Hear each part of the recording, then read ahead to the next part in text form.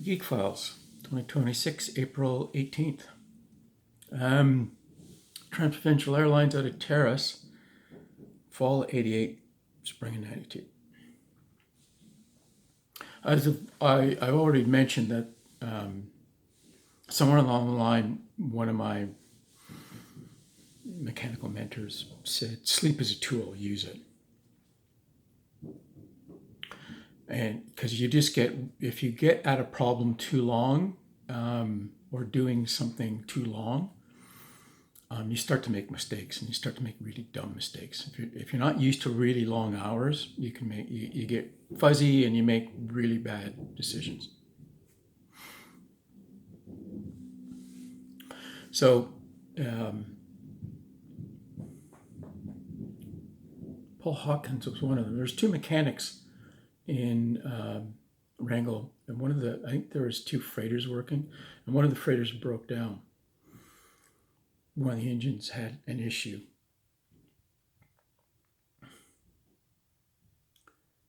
And these guys worked on it all day. I was scheduled to go up the next day for crew change for one of them. And these two worked on that engine all day and well into the night, and they could not get it going. So I flew up there, and I got there. They flew me in early. I got there early in the mid-morning, and they're still working on this engine. And they're tired. They've been up, they'd only got maybe 4 hours sleep after working all day, and they still can't get this engine going. And they're just starting to do really what are you doing stuff, we need to change all of this electrical stuff or all of that electrical. And I'm going whoa. So I get there and it's just whoa. So what was the initial problem? I can't remember. It was a bad mag drop. So when you start an engine up, one of the things you do, they've got 2 spark plugs and 2 magnetos that run them. So the engines can run without electricity.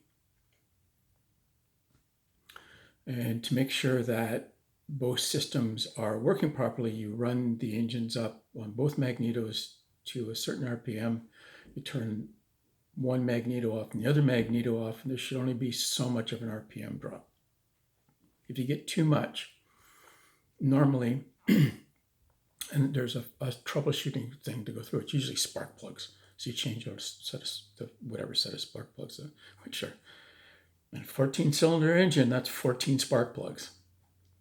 And you clean them, and you test them, and you throw out whatever ones don't make it.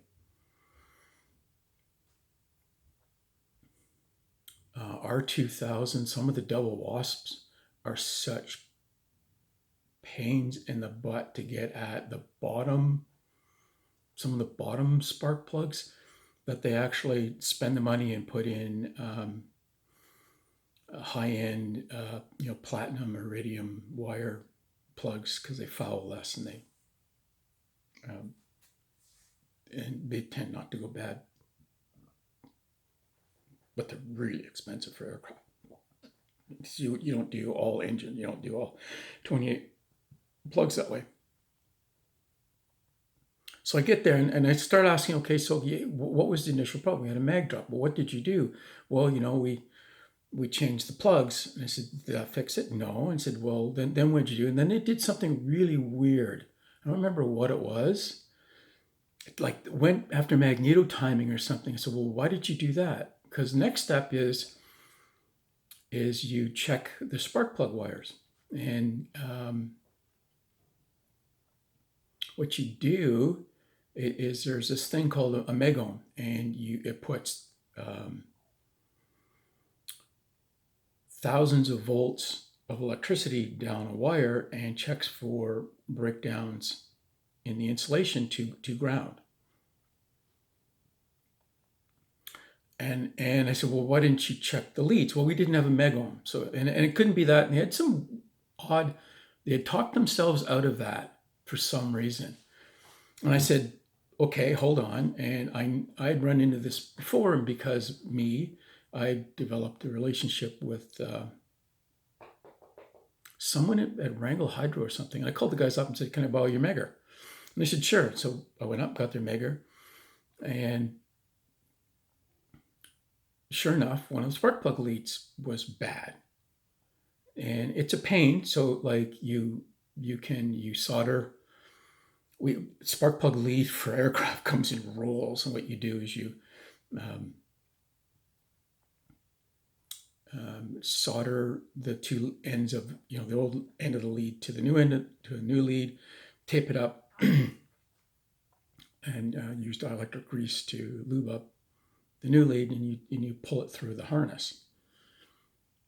So we found that, and so we did that, and in 3 hours we had the aircraft back up and running.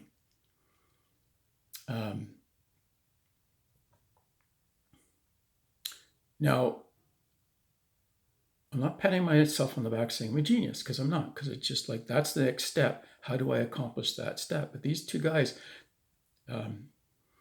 especially Paul, he had talked himself out of that. It's that problem. He talked the pair of them out of it. Can't be that because of whatever. And they just went down a rabbit hole, and mainly because they didn't know how to get a megger.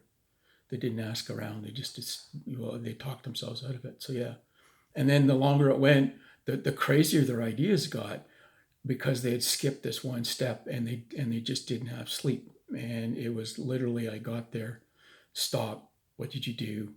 Why did you think that? Why didn't you do this step? Went and did that step and found the issue, and 3 hours later we're up and running.